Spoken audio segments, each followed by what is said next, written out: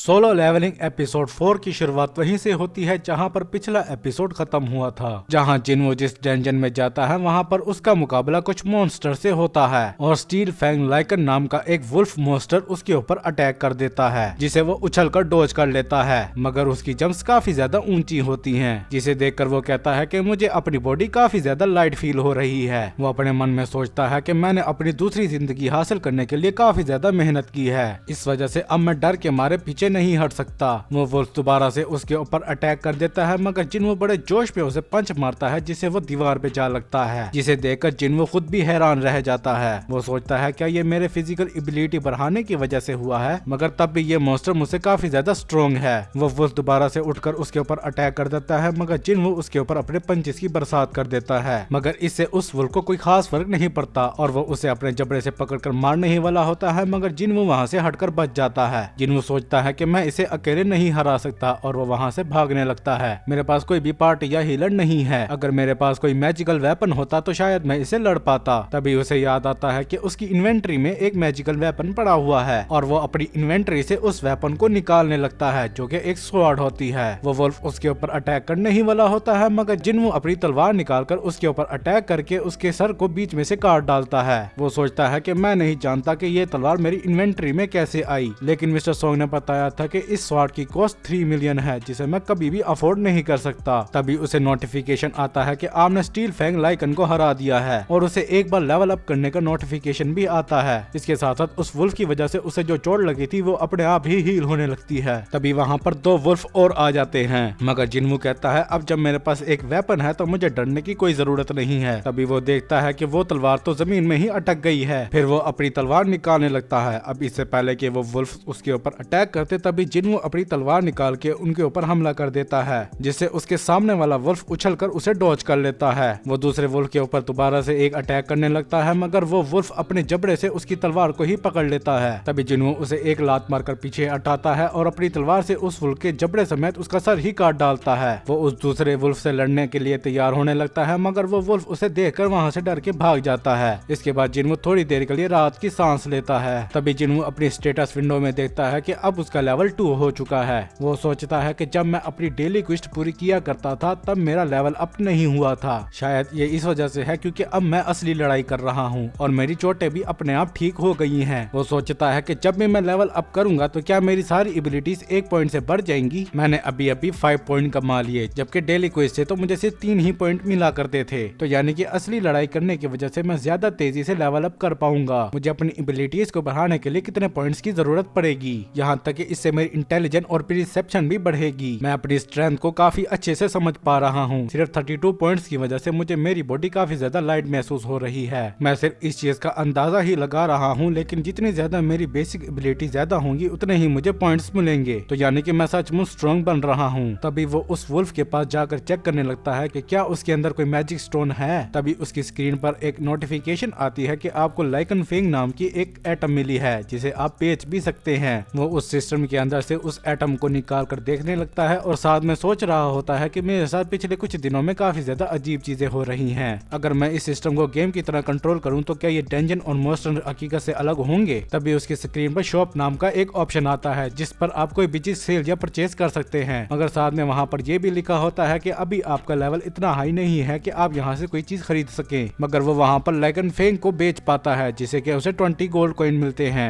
वो सोचता है कि ये एक ई रैंक की डंजन है, तो मुझे नहीं लगता कि ये कोई हाई प्राइस होगी। फिर वो अपनी तलवार को उठाते हुए कहता है कि मैंने फैसला कर लिया है, मैं यहाँ से बॉस को हराए बगैर नहीं जाऊंगा। देखकर ऐसा लगता है कि अगर मुझे टेलीपोर्टेशन स्टोन मिल गया तो मैं यहाँ से जा सकता हूँ, लेकिन मैं नहीं जानता कि मुझे वो कहाँ पर मिलेगा। अगर मैं ज्यादा देर यहाँ पर रुका तो मैं यहाँ पर भूखा ही मर जाऊंगा। फिर वो सोचता है कि बेशक ये एक ई रैंक की डंजन है, लेकिन एक बॉस को अकेला मेरे लिए हराना मुश्किल है, लेकिन अगर मैं इसी तरह लेवल अप करता गया तो शायद मैं ऐसा कर पाऊंगा। अभी वो ये सारी बातें सोच ही रहा होता है, तभी वहाँ पर काफी सारे वुल्फ्स आ जाते हैं, मगर वो उनको देख के डरने की बजाय उनसे लड़ने के लिए पूरी तरीके से तैयार हो जाता है। वो सारे वुल्फ एक साथ ही उसके ऊपर अटैक कर देते हैं, मगर वो उनसे काफी बहादुरी के साथ लड़ रहा होता है। वो उनसे कहता है कि मैं इतनी आसानी से नहीं मरूंगा, और अगर मैंने तुम्हें इतनी आसानी से मार दिया तो मुझे तुम्हारे लिए काफी ज्यादा बुरा लगेगा। फिर वो मुस्कुराते हुए उन सारे वुल्फ्स को अपनी तलवार से काटने लगता है, किसी का सर, किसी का गला, तो कईयों को तो वो बीच में से ही काट डालता है और उसे बार बार लेवल अप करने का नोटिफिकेशन नोटिफिकेशन भी आ रहा होता है। तभी उसे एक नोटिफिकेशन आता है कि आपने वुल्फ असैसिन का टाइटल एक्वायर कर लिया है। इसके बाद हमें रोड के बिल्कुल बीचों बीच एक डंजन दिखाई जाती है, जिसे देखकर कुछ लोग कहते हैं कि गिल्ड को इस मसले को जल्दी से सुलझाना चाहिए। इसके बाद हम देखते हैं कि जिन्वू ने उन सारे वुल्फ्स को मार गिराया था। इस फाइट की वजह से वो खुद भी काफी ज्यादा थक चुका था और उसकी स्वार्ड भी काफी ज्यादा डैमेज हो चुकी थी। वो सोचता है मुझे लगता है कि अब बैटल खत्म हो चुकी है। तभी उसे नोटिफिकेशन आता है कि इतने सारे वुल्फ्स को मारने पर आपकी वुल्फ असैसिन की एबिलिटी 40% तक बढ़ गई है और इस वजह से उसकी इन्वेंटरी में काफी सारी आइटम्स भी जमा हो जाती हैं और साथ में उसे टेलीपोर्टेशन स्टोन भी मिल जाता है। वो सोचता है कि मुझे ये काफी आसानी से मिल गया, क्या मुझे वापस चले जाना चाहिए? लेकिन इस बात की कोई गारंटी नहीं है कि मुझे इस तरह स्ट्रॉन्ग बनने के लिए दोबारा से कोई मौका मिलेगा। अगर मैं टेलीपोर्टेशन स्टोन का यूज करके यहाँ से चला जाऊँ तो शायद ये डंजन डिसअपीयर हो जाएगी। देखकर ऐसा लगता है कि मैं किसी अननोन फोर्स के हाथों खेल रहा हूँ। फिर वो सोचता है क्या मुझे आगे बढ़ना चाहिए या वापस चले जाना चाहिए। फिर वो उस टेलीपोर्टेशन स्टोन को अपनी इन्वेंट्री में वापस रखते हुए आगे बढ़ने लगता है। इसके बाद हम जूही को देखते हैं जो कि चलते हुए कहीं जा रही होती है। तभी उसे हंटर्स एसोसिएशन से फोन कॉल आती है, जिनसे उसे पता चलता है कि यहाँ पर एक डंजन ब्रेक हो गई है। वो अपने मन में सोचती है क्या ऐसा इसलिए हुआ है क्योंकि मैंने उनके साथ जाने से मना कर दिया था। फोन पर से वो आदमी कहता है कि हमने उस डंजन ब्रेक से निपटने के लिए हंटर्स को तो जमा कर लिया है, लेकिन हमें एक हीलर की काफी ज्यादा जरूरत है, जिस पर जूही वहाँ जाने के लिए मान जाती है। इसके बाद हम जिन्वू को देखते हैं जो कि रेजर क्लॉड प्रीगा नाम के एक मॉन्स्टर को मार गिराता है। फिर वो ब्लैक शैडो रेजर नाम के दूसरे मॉन्स्टर को भी मार देता है। इस दौरान वो सोच रहा होता है जैसे जैसा मैं लेवल अप कर रहा हूँ मेरे लिए मॉन्स्टर्स को मारना आसान होता जा रहा है। फिर वो बताता है कि यहाँ पे बहुत से मॉन्स्टर के नाम का कलर डिफरेंट है, जिसके जरिए आप उनके लेवल को बता सकते हो। व्हाइट का मतलब काफी ज्यादा कमजोर, ऑरेंज का मतलब मेरे जितना पावरफुल और रेड का मतलब काफी ज्यादा स्ट्रॉन्ग। मेरे लेवल अप करने से पहले उस वुल्फ के नाम का कलर ऑरेंज था, लेकिन मेरे लेवल अप करने के बाद वो व्हाइट हो गया, जो कि मेरे स्ट्रॉन्ग होने की निशानी है। लेकिन मैं अभी भी इतना ज्यादा कॉन्फिडेंट नहीं हूँ कि जो मॉन्स्टर अभी नीचे है मैं उसे जाकर हरा सकूं। वो दरअसल ये बात डंजन के बॉस मॉन्स्टर के लिए कर रहा होता है और वो चलते हुए एक सीढ़ियों के पास आ पहुंचता है। वो अपनी स्टेटस विंडो की तरफ देखकर कहता है कि मेरा लेवल अब इससे ज्यादा नहीं बढ़ रहा है। अगर मैं इसी तरह लड़ता रहा तो ये तलवार इतना ज्यादा काम नहीं आएगी। और वो हिम्मत करके वहाँ पर चला ही जाता है। वो जब नीचे जाता है तो वहाँ पर कोई भी नहीं होता। तभी पानी में कुछ मूवमेंट होती है और कोई चीज बाहर निकलकर उसके ऊपर अटैक करती है, जिसे वो दीवार पर जा लगता है और उसकी स्वार्ड भी टूट जाती है। तभी पानी में से एक बहुत बड़ा सांप निकलता है। जिन्वू कहता है कि मेरे इतने ज्यादा लेवल अप करने के बावजूद भी इसका नाम ऑरेंज कलर में है, जिसका नाम king of the swamp blue venom fang Kasaka होता है। वो उसकी स्किन की तरफ देखकर कहता है कि उसके स्केल की वजह से मैं उसे अपनी तलवार से कोई भी नुकसान नहीं पहुंचा सकता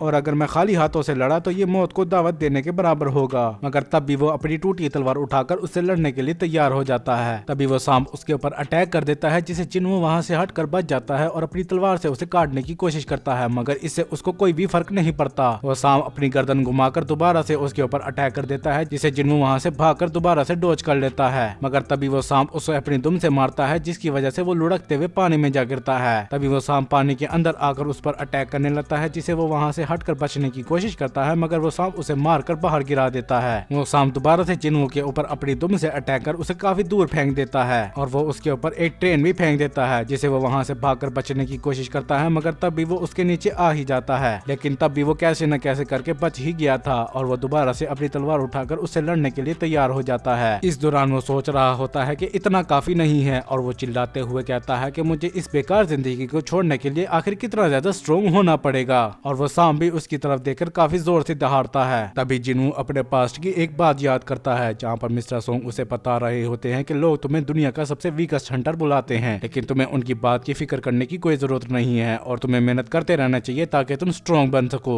यहाँ पर जिन्वू उस सांप से लड़ने की पूरी कोशिश कर रहा होता है। तभी वो सांप अपनी दुम से मारकर उसे एक पिलर के साथ लगा देता है। वो सांप जिन्वू के ऊपर अपनी दुम से इतनी ज्यादा फोर्स लगाता है कि वो पिलर टूट जाता है और जिन्वू सामने वाली दीवार पर जा लगता है, मगर वो दोबारा से खड़ा होने लगता है। वो कहता है कि लोगों ने मुझे वीकेस्ट हंटर का नाम इसलिए दिया क्योंकि मैं काफी ज्यादा वीक था और वो सभी लोग मुझे नीचा देखा करते थे और मुझे भी इस चीज से काफी ज्यादा बुरा लगता था, लेकिन अब मैं स्ट्रॉन्ग हूँ। वो सांप अपनी बॉडी के जरिए उसे चारों तरफ से घेर लेता है, मगर जिन्वू उछलकर उसके ऊपर चढ़ने लगता है, मगर वो सांप उसे दूर पटक देता है, जिससे वो सीधा छत पर जा लगता है। वो नीचे गिरता है लेकिन वो दोबारा से खड़ा होने लगता है। वो हार मानने के लिए बिल्कुल भी तैयार नहीं होता और उसकी बॉडी भी ग्लो करने लगती है। वो कहता है कि मैं स्ट्रॉन्ग बनकर ही रहूंगा। वो सांप दोबारा से उसके ऊपर अटैक करता है, मगर जिन्वू वहाँ से हटकर दोबारा से उसे अपनी तलवार से काटने की कोशिश करने लगता है, मगर जैसा कि उम्मीद थी इसका कोई भी फायदा नहीं होता। वो सांप उसके ऊपर दोबारा से अटैक करने लगता है, मगर जिनवू उछलकर उसे बच जाता है और वो ऊपर जाकर उसकी स्केल के अंदर अपनी तलवार घुसा देता है। वो साम दोबारा से उसके ऊपर अटैक करता है, मगर जिनवू उससे फिर से बच जाता है और वो कैसे न कैसे करके उसकी गर्दन को पकड़ लेता है। वो कहता है कि मैंने अपने सारे एबिलिटी पॉइंट्स अपनी स्ट्रेंथ के ऊपर लगा दिए थे, और वो अपने खाली हाथों से ही उसकी गर्दन को तोड़ने लगता है, जिसमें वो कामयाब भी हो जाता है, जिससे कि उस साम को काफी ज्यादा दर्द होता है और वो जिनवू को अपने ऊपर से हटाने के लिए इधर उधर टकरे भी मारता है, मगर जिनवू तब भी उसे नहीं छोड़ता। उस साम के इतनी ज्यादा टकरे मारने की वजह से जिनवू को काफी ज्यादा चोट भी लग जाती है, मगर वो तब भी उसे नहीं छोड़ता,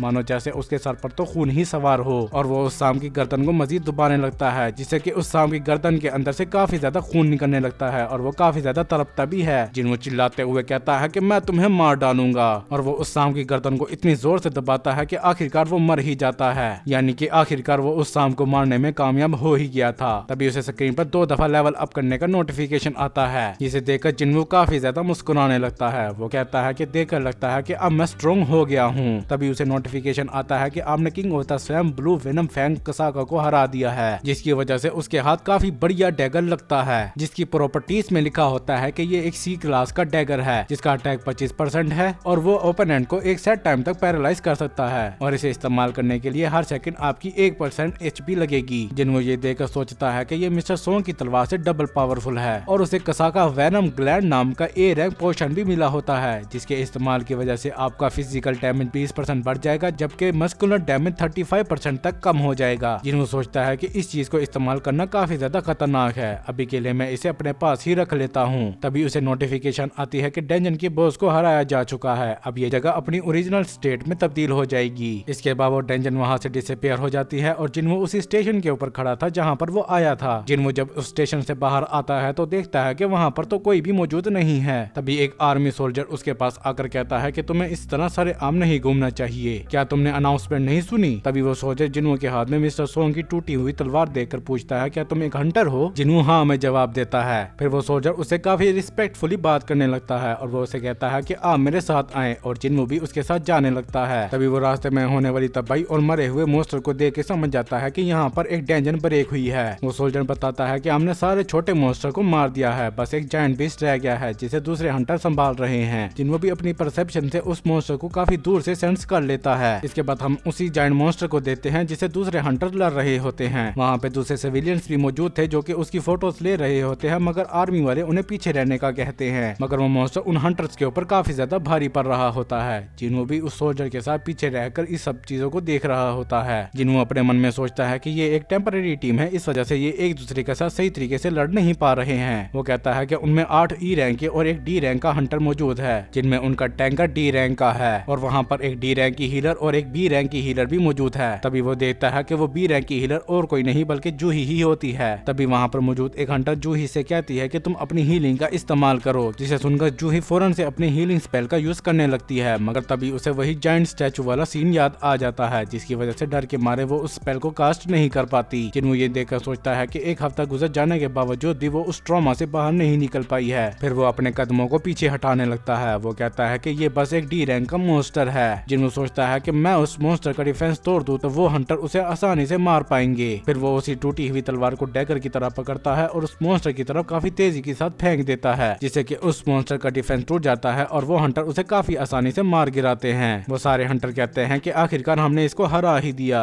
मगर उनके टैंकर को इस चीज में कुछ गड़बड़ दिखाई देती है। वो कहती है कि हम इतनी देर से उसको डैमेज करने की कोशिश कर रहे थे, लेकिन हम इस पे नाकाम रहे। तभी वो जिनवू की तलवार को वहाँ पर देखता है। वो एक सोल्जर से पूछता है कि आखिर ये अटैक किसने किया था। वो सोल्जर उसे जिनवू के बारे में बताने लगता है, मगर जिनवू वहाँ से चला जाता है। हम जिनवू के मसल्स को देखते हैं जो कि काफी ज्यादा स्ट्रॉन्ग हो चुकी थी। जिनवू इस दौरान सोचता है कि वो मोस्ट काफी ज्यादा वीक था, मैंने तो उसे एक ही अटैक में मार गिराया। ये कहकर वो वहाँ से जाने लगता है, मगर जो ही उसे वहाँ से जाते हुए देख लेती है। इसी के साथ ये एपिसोड यहीं पर खत्म हो जाता है। वीडियो अच्छी लगी हो तो लाइक करें, वीडियो कैसी लगी इस बारे में कमेंट्स में बताएं। इस तरह की मजीद वीडियो देखने के लिए चैनल को सब्सक्राइब भी कर दे और हमारी दूसरी वीडियोस को भी सपोर्ट करें। तब तक के लिए इत्ते की मस।